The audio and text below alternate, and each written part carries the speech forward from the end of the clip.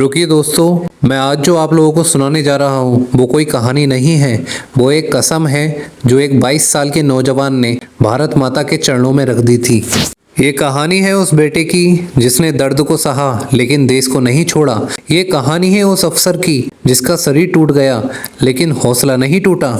आज अगर हम अपने घरों में चैन से सोते हैं तो उसकी वजह कोई फिल्मी हीरो नहीं बल्कि वो सच्चे सिपाही हैं जो बिना शोर मचाए हंसते हंसते कुर्बान हो गए। आज की ये कहानी उन सबके लिए है जो समझते हैं कि देशभक्ति सिर्फ शब्दों से साबित होती है।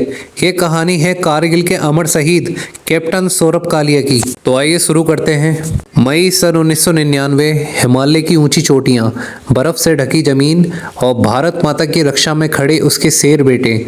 उसी समय भारतीय सेना की 4 जाट रेजिमेंट में एक युवा अधिकारी थे जिनका नाम था कैप्टन सौरभ कालिया। उनका जन्म 29 जून सन 1976 में हुआ था हिमाचल प्रदेश के पालमपुर में।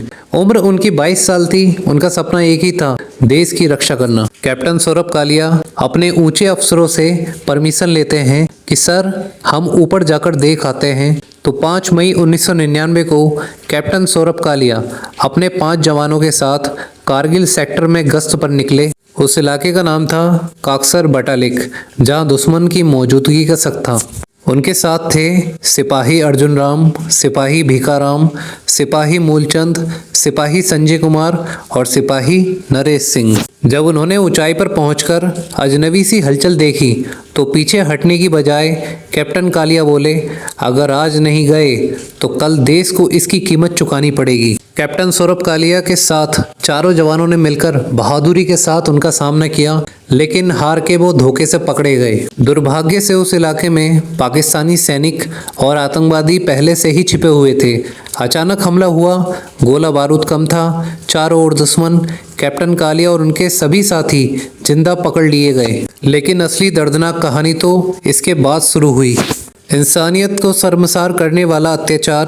कैप्टन सौरभ कालिया और उनके जवानों को पाकिस्तान की कैद में रखा गया। 13 दिन, हाँ जी पूरे 13 दिन।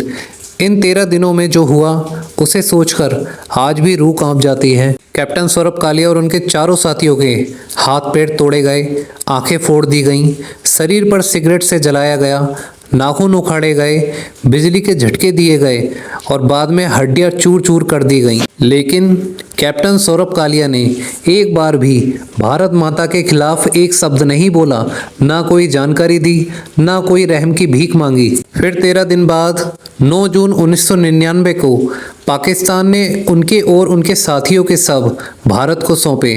जब ताबूत खोले गए, हर आंख रो पड़ी, हर दिल फट गया। लेकिन उन पर गर्व भी उतना ही था कि भारत के बेटे टूट सकते हैं लेकिन झुक नहीं सकते। कैप्टन सौरभ कालिया की मां आज भी कहती हैं, मुझे अपने बेटे की शहादत पर गर्व है, लेकिन जो उसके साथ हुआ वो इंसानियत पर धब्बा है। दोस्तों, आज हम चैन से सोते हैं, मोबाइल चलाते हैं, आज़ादी से जीते हैं, क्योंकि सीमा पर कोई सौरभ कालिया हंसते हंसते कुर्बान हो गया। अंतिम पंक्तियाँ यही कहूँगा, वो शहीद नहीं हुआ, वो अमर हो गया, जिसने हंसते हंसते भारत माँ के लिए अपनी जान दे दी। तो दोस्तों बोलो, कैप्टन सौरभ कालिया अमर रहें। भारत माता की जय। जय हिंद।